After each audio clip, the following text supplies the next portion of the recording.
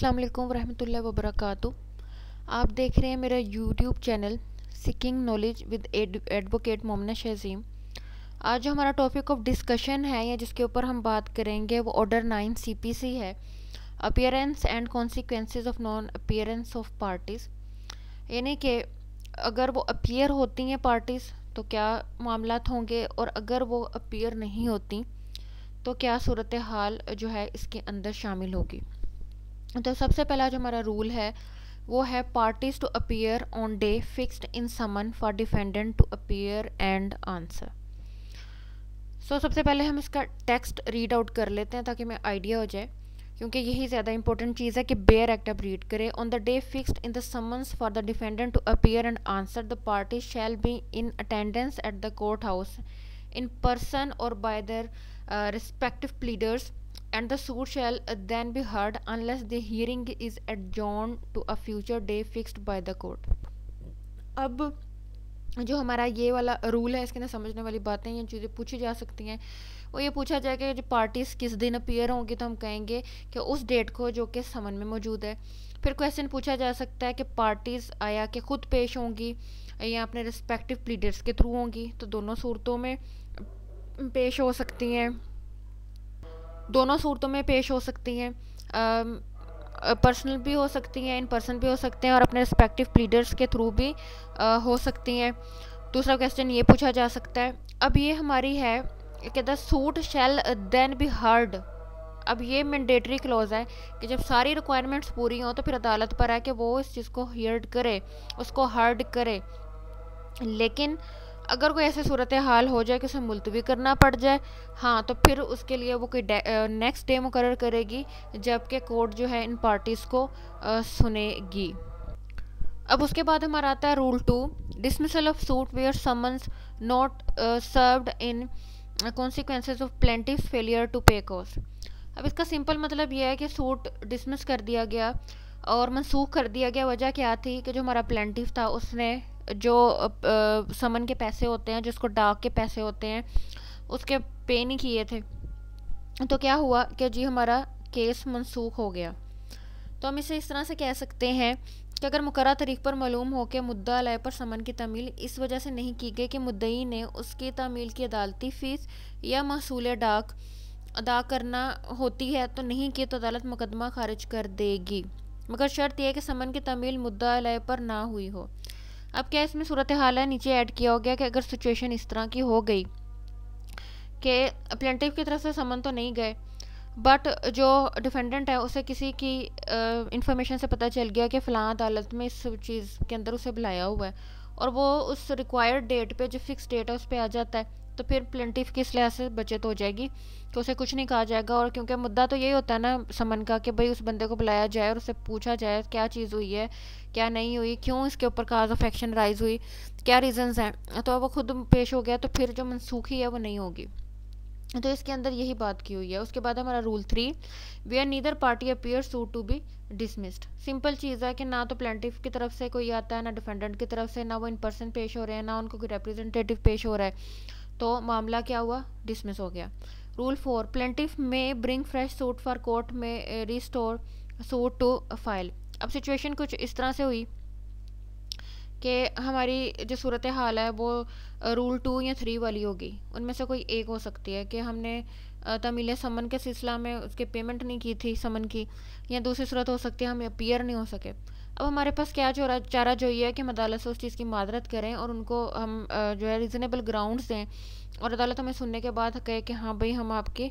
Case को जो है सुनते हैं और ये आपका दोबारा से लग गया है। तो क्या सूरत हाल होगी कि हम इसको जो है वो रिस्टोर करवा सकें। तो भाई हमारे पास एक चारा जो तो ये है, ये सब कुछ होने के बाद हम एक फ़्रेश सूट फाइल करें, यानी कि प्लेंटिव फ्रेश सूट फाइल करेगा, या अगर वो फ्रेश सूट फाइल ना भी करे तो उसके पास एक और रेमेडी है, एक अनदर रेमेडी है, और वो ये रेमेडी है कि वो एक एप्लीकेशन लिखेगा जिसके अंदर वो कहेगा कि माजरत है इस चीज़ की, मैं आपको रीज़नेबल ग्राउंड्स देता हूँ, मेरे जो आपने मनसूख कर दिया है मुकदमा उसको दोबारा रिस्टोर करें और मुझे सुनने का मौका फराहम किया जाए। उसके बाद आता है हमारा rule 5, dismissal of suit where plaintiff after summons return unserved fails for 3 months to apply for fresh summons. अब सुनिए, बात कुछ इस तरह से है कि समन डिफेंडेंट तक पहुंच गए, लेकिन पहुंचने के बाद भी सॉरी इसके अंदर ये है कि समन्स अनसर्व्ड रहे, यानी कि इसके अंदर ये है कि समन्स जो है वो डिफेंडेंट तक नहीं पहुंचे। अब अगर ऐसी सूरत हाल हो कि आपके समन जो है वो रिटर्न्ड हो जाए अनसर्व्ड, यानी कि उसके ऊपर स्टेटस जो आ रहा है वो ये है कि भाई आपके जो समन है वो सर्व्ड नहीं हुए, वो नहीं दिए गए, तो आपने with in 3 months after return जो है वो आपने दोबारा से अप्लाई करना है और आपने कहा भाई फ्रेश समन्स जो हैं वो दे दें, दोबारा से किए जाएं। लेकिन आप ये 3 माह के अरसे में भी इस चीज़ को मद्देनज़र नहीं रखते, ठीक है, तो फिर आपकी केस जो है वो नॉर्मल और जो जनरल रूल है वो ये है कि मनसूख कर दिया जाएगा। लेकिन आपने उसकी कोई रीज़नेबल ग्राउंड्स देनी है जिसमें आप कह सकते हैं कि भाई इतनी मुद्दत के अंदर अनसर्व्ड इसलिए रहे कि मैं जो मुद्दा अलय की जहाँ पे सुकूनत है, जहाँ जहाँ पर वो रहता है, वो मैं मालूम करना चाह रहा था, मैंने इंतहाई कोशिश की, मुझे ना मिल सका उसका पता। दूसरा वो ये कहेगा कि मुद्दा अलय ख़ुद यानी कि जो डिफेंडेंट है वो समन्स जो है वो उनकी तामील नहीं होने दे रहा या उनको नहीं रिसीव कर रहा, उसकी मेलाफाइड इंटेंशन है। या वो थर्ड वजह ये बताएगा कि अगर इसकी तोसी हो गई है इसकी मुद्दत में तो उसकी रीज़नेबल ग्राउंड्स हैं, तो इस सूरत में जो अदालत है उसके सामने वैसी दरख्वास्त रखेगा कि इसकी मुद्दत में थोड़ी तोसी कर दी जाए। अगर अदालत मुनासिब समझेगी तो उसको जो है वो अलाउ कर देगी, अदरवाइज़ अलाउ नहीं करेगी। तो अगर ये तमाम सूरत हाल ना हो सके तो फिर वो उसके पास इख्तियार है कि वो नया मुकदमा दायर करेगा, लेकिन इसके अंदर वो लिमिटेशन के एक्ट को मद्देनज़र रखते हुए ही नया जो है वो ऐड कर सकता है, इसके अंदर फ्रेश सूट जो है वो फाइल कर सकता है। उसके बाद आता है rule 6, procedure when only plaintiff appears. अब सूरत हाल कुछ इस तरह की है कि जिसके अंदर जस्ट प्लेंटिफ आ रहा है और जो डिफेंडेंट साहब है वो पेश नहीं हो पा रहे या हो ही नहीं रहे, तो उसके अंदर उसमें मज़ीद बताइए कि 3 ग्राउंड्स हो सकती हैं। पहली चीज़ ये हो सकती है कि समन्स भेजेगा, यानी कि व्हेन समन्स ड्यूली सर्व्ड, तो इससे हमें खुद पता चल रहा है कि जो डिफेंडेंट है वो नहीं कर रहा। अब प्लेंटिफ केस में क्या कसूर है, अगर डिफेंडेंट जो है वो उन चीज़ों को, उस सर्विस को अलाउ नहीं कर रहा अपने तक, तो भाई अदालत भी फिर अपना इख्तियार इस्तेमाल करते हुए एक तरफा कार्रवाई करती है और शहादत कलम बंद किए बगैर डिग्री जारी कर देगी डिफेंडेंट के अगेंस्ट। दूसरी सूरत हाल ये हो सकती है कि हमारे समन ही वहाँ तक ना जा रहे हों, तो फिर उस सूरत में हाल में ये है कि अदालत जो है वो दूसरा समन जारी करने और मुद्दा अलय को इसकी तमील करवाने का हुक्म देगी। अच्छा, अब ये है कि समन गए तो हैं लेकिन जो हमारा मुकर्ररा मुद्दत है उसके अंदर नहीं गए, यानी कि जब उसे पहुँचे हैं तब तक तारीख ही गुजर चुकी थी या उस तारीख के अगले दिन उसे समन गए हैं और जो अदालत ने बुलाया था उसे उस टाइम पे नहीं गए। तो उसमें यह चीज़ होगी कि अदालत ये बात कहेगी कि आइंदा तारीख दे देगी, ठीक है, और अब वो ये कहेगी कि इस तारीख का नोटिस बाकायदा तौर पर मुद्दा अलय को अब ज़रूर दिया जाए ताकि उसके अंदर कोई ये मुश्किल पेश ना आए। अगर इसमें मुद्दई का कसूर हो कि समन बाज़ाब्ता तौर पर मुद्दत काफ़ी के अंदर तमील ना पाया हो, तो अदालत मुद्दई को हुक्म देगी कि इल्तवा से जो खर्चा आयद हुआ है वो उसे अदा कर दे। यानी कि अब पता ये चल गया कि प्लेंटिफ की मेलाफाइड इंटेंशन थी और वो चाह रहा था कि इतनी मुद्दत में से मिले ही ना, तो बस जो कुछ भी उसका परेशानी हुई होगी वो जो है प्लेंटिफ फिर उस चीज़ को पूरा कर। अब हमारा जो रूल आता है रूल 7 है, procedure where defendant appears on day of adjournment hearing and assigns good cause for previous non appearances. अब जो हमारा डिफेंडेंट है वो आ गया और उसने अदालत को आके बता दिया कि भाई अगर मैं नहीं आ रहा था तो इसकी वाज़ेह वजूहात थी, अदरवाइज़ मैं ज़रूर आता। उसने जो है वो गुड काजेज़ बता दिए हैं और प्रीवियस नॉन अपीयरेंसेस जो हैं उसको बिल्कुल मिलियामेट कर दिया और उसने कहा कि ये वजूहात हैं जिसकी वजह से मैं नहीं आ रहा था। तो इस सूरत में क्या होगा, अब अदालत ने तो इस लिहाज से तारीख रखी हुई थी कि भाई हम जो है ना एक्स पार्टी कर देंगे। अब वो ऐन उस मौके पर आ जाता है। अब वो कहते हैं कि अगर वो बेहतर और मकबूल वजह बता देता है तो अदालत सेटिस्फाई हो गई है, तो अदालत इस तरह से उसे तसव्वुर करेगी अब उसके स्टेटस को जिस तरह के वो मुकर्ररा वक्त पे ही आया है। तो फिर क्या है कि उसकी हाज़िरी को तसव्वुर कर लिया जाएगा और अब केस नॉर्मल अंदाज में चलेगा। अब हमारा नेक्स्ट आता है कि procedure where defendant only appears. अब हमने पहले एक जगह पढ़ा कि वो प्रोसीजर जहाँ के ऊपर प्लेंटिफ ओनली अपीयर्स, यहाँ पे डिफेंडेंट ओनली अपीयर्स। अब डिफेंडेंट ओनली अपीयर्स हो तो हमें पता है अगर प्लेंटिफ अपीयर ना हो रहा हो तो जो अदालत है वो केस डिसमिस कर देती है कि जो पर्सन क्लेम करने आया है या जो पर्सन जस्टिस लेने आया है वो खुद विजिलेंट नहीं है, तो हमें क्या ज़रूरत है। लेकिन सिचुएशन उल्ट है। अब हमें नॉर्मल पता है, हमें जनरली पता है कि भाई दायर जो हमारा केस है मनसूख कर देगी अदालत, लेकिन सिचुएशन थोड़ी मुख्तलिफ हो गई। डिफेंडेंट आ गया है, अदालत में आया है, उसने जो उसके ऊपर क्लेम किया गया था वो उसने कहा कि भाई मुझ पे क्लेम सही किया गया, उसने एडमिट कर लिया है, यानी कि उसने फैक्ट्स टू बी एडमिटेड। अब स्टेटस टोटली चेंज हो गया। अदालत को यही चाहिए था ना कि उन दोनों में जो चीज़ उसे चाहिए थी प्लेंटिफ को वो उसने कर दी। अदालत ने डिफेंडेंट के खिलाफ डिग्री जो है वो कर देनी है। लेकिन इसके अंदर एक बात आती है, इसके अंदर ये चीज़ शामिल की गई है कि फॉर एग्ज़ाम्पल सिचुएशन इस तरह की है कि डिग्री के एक केस के कुछ फैक्ट से रिलेटेड तो वो एडमिशन कर ले, बाकियों पे ना करे, तो उसका जुज़वी एडमिशन तो सब्र किया जाएगा, लेकिन जो हमारा केस है उसको जुज़वी तौर पर खारिज कर दिया जाएगा। तो ये इसके अंदर सिचुएशन आती है जो कि इसको दूसरे एलिमेंट से मुख्तलिफ ज़रा कर देती है। Rule 9 degree against plaintiff by default bars fresh suit. अब जो हमारे 8 के अंदर जो प्रोसीजर शुरू हुआ था, जो रूल 9 है वो उसी का सपोर्टिव रूल है। वही कहता है कि अगर तो आपके पास ये सिचुएशन आ चुकी है कि आपका जुज़वी सूट डिसमिस हो गया है, यानी कि अब ऐसा भी होता है कि डिसमिस ज़रूरी नहीं है कि पूरे का पूरा सूट हो, आपका आधा सूट भी डिसमिस हो सकता है, आधी चीज़ें आप उसके बारे में डिग्री हो सकती हैं। तो सिचुएशन हुई है, अब आपके पास क्या चारा जो ही रहती है, तो यहाँ तो आप फ्रेश सूट कर दें।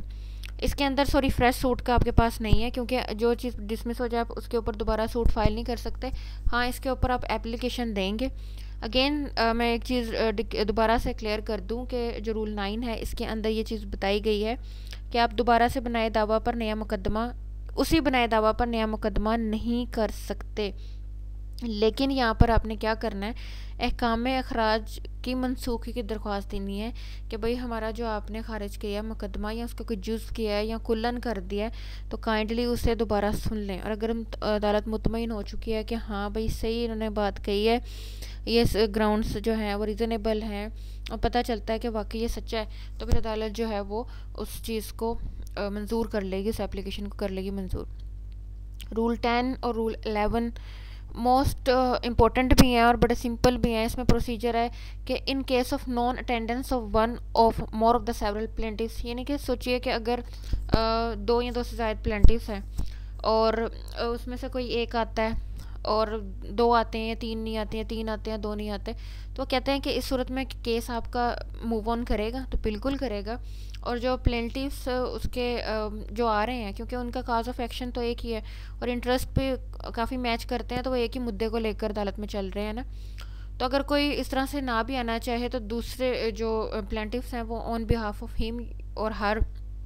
जो है वो उस चीज़ को टैकल कर लेंगे, तो वो कितना बड़ा इशू नहीं है, तो सूट जो है वो प्रोसीड होता रहेगा। हाँ, यहाँ तक कि अगर अदालत कोई ऐसी सिचुएशन हो कि स्पेसिफिकली किसी एक प्लेंटिफ को बुलाना चाह रही हो तो एक अलग सिचुएशन है। Procedure in case of non attendance of one और मोर ऑफ सेवरल डिफेंडेंट्स, इसके अंदर भी यही चीज़ आती है कि एक केस में दो या दो से ज़्यादा डिफेंडेंट्स हैं, तो उस शेप में भी ये हो सकता है कि जो आ रहे हैं उनके लिहाज से केस जो है वो चलता रहेगा,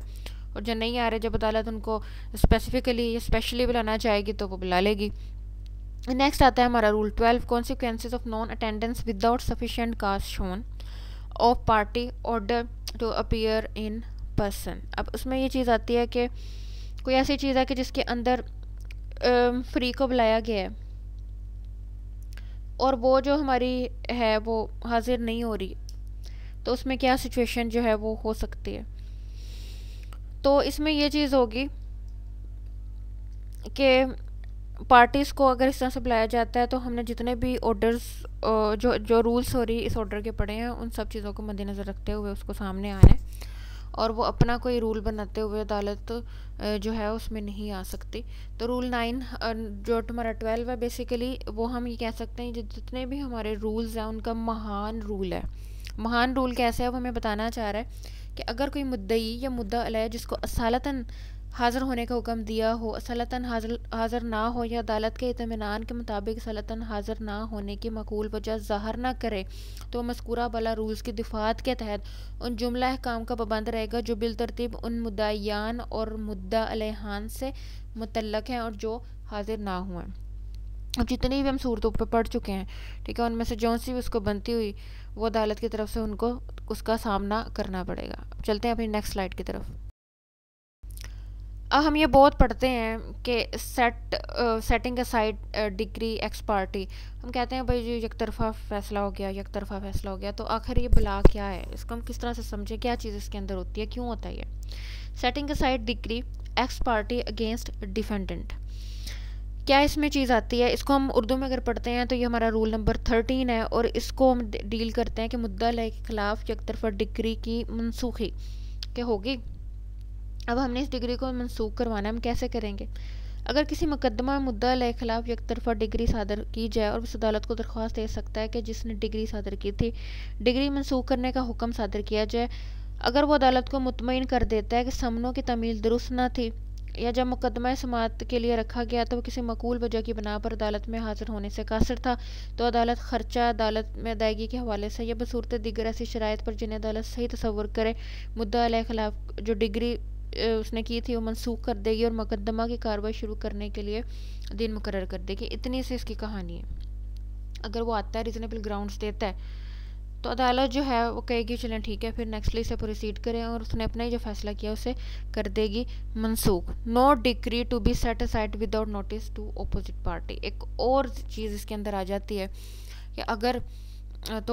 दूसरी पार्टी को जब तक आप नोटिस नहीं देते हैं, इसके नॉलेज में ये चीज़ नहीं आती, तब तक आप सेट असाइड की डिग्री भी हासिल नहीं कर सकते। दूसरे पार्टी के भी नॉलेज में होना ज़रूरी है। एक और चीज़ इसमें आ जाती है कि एक्स पार्टी अगर तो एक सिंगल पर्सन के अगेंस्ट आपने हासिल की थी तो उसको मनसूख करवाना चाह रहे हैं तो वो तो एक पर्सन से पूछा जाएगा, लेकिन अब मुद्दा अलैहान ज़्यादा थे, अब मनसूखी के लिए हर पर्सन से पूछा जाएगा। ये अब इसमें थोड़ा सा डिफरेंस आ जाता है कि अगर 5 हैं और मनसूखी के लिए उसने दरख्वास्त करनी है, और अगर 2 कह जाते हैं ठीक है अभी मनसूख कर दें, 3 उससे एग्री नहीं, तो कहने का मकसद ये आता है फिर उतने पार्ट्स के लिहाज से उसे मनसूख किया जाएगा, और जो अदालत जिस तरह से मुनासिब समझेगी उस चीज़ को मद्देनज़र रखेगी। तो ये था हमारा आज का लेक्चर जो कि ऑर्डर 9 पे था। बेसिकली बहुत ज़्यादा इंपॉर्टेंट है क्योंकि पार्टी के अपीयरेंस और नॉन अपीयरेंस एक ऐसा टॉपिक है कि उन्हीं के ऊपर सारी चीज़ें बेस करती हैं। पार्टीज़ कोर्ट के पास आती हैं, आके इंसाफ तलब करती हैं, अगर वो ना आए तो अदालत को कैसे इस चीज़ का पता चलेगा। तो होप सो मुझे इस चीज़ का यकीन है कि ये आपके ऊपर सारे कॉन्सेप्ट्स जो हैं ये यहाँ हो गए होंगे, वाज़े तौर पर इसकी सेंस समझ आ गई होगी, और जो ही यही मेरा वीडियोस बनाने का मकसद भी है। अगर मेरी वीडियोस आपको पसंद आए तो काइंडली इसको सब्सक्राइब भी कीजिए, लाइक भी कीजिए, शेयर भी कीजिए, और मेरी इंशाल्लाह ये कोशिश होगी कि जितना लॉ LLB में हम पढ़ते हैं, जितने सब्जेक्ट्स हम पढ़ते हैं, या जो प्रैक्टिस में चीज़ें अहम इम्पोर्टेंट जिसके बारे में समझती हूँ कि जो हमारे न्यू लोग आते हैं, हमारे जो यंगस्टर लॉयर्स हैं, उनको जो मुश्किलात पेश आती हैं उसमें थोड़ा सा कमी हो सके, और जो हम उसके लिए बेहतर कर सकें वो करेंगे। सो अस्सलाम वालेकुम व रहमतुल्लाहि व बरकातुहू।